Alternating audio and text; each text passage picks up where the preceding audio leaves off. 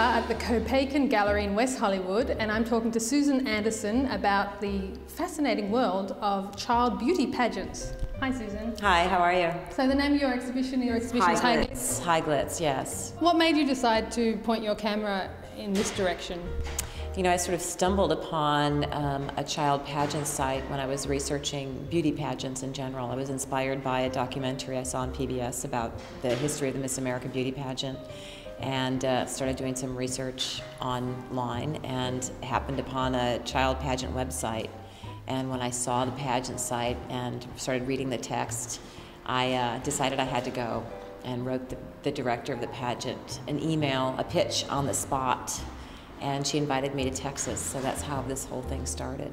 The thing I find interesting is that you asked the girls to choose their poses. Yes, I knew that I was stepping into sort of a controversial sort of land, and I didn't want to have my work be misconstrued as somehow being manipulative or somehow coaxing certain expressions or poses out of the girls. I wanted them to basically show their stuff. These two photographs are interesting to me because you pretty well got a before and after. So let's talk about these two. Well, you know, this is one of the magical things about photography when you're shooting film, which I did for this project. I didn't know what I had necessarily on each roll of film until I processed the film after the pageant.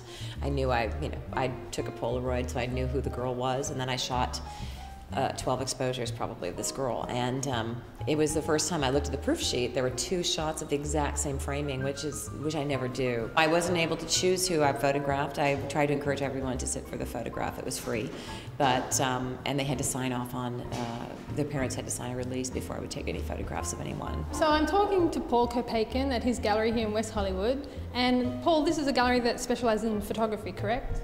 Yeah, traditionally I've shown mostly photography. And what were the reactions on opening night to this rather interesting exhibition? Well, I would say the ongoing reaction is people assuming that they understand the pictures and the world, and most of what they think they understand is usually wrong. But they all see the same thing. A lot of them immediately, their only connection seems to be JonBenet Ramsey, which is here in the US. Nobody else in Europe or otherwise seems to have that connection, as if I would have a photograph, as if Susan would have taken a photograph of her, or I would have a photograph of, you know, a child who met such a tragic end in my gallery. So it's so one-dimensional. And I guess I had that same sort of one-dimensional view of this world also until I talked to Susan and learned what she had learned, and then read the 2 essays in her book, and just sort of understand it a lot more than I did before. But it's amazing to me, people just walk in and immediately think they completely understand the pictures in a way that they would never do were the subject matter different.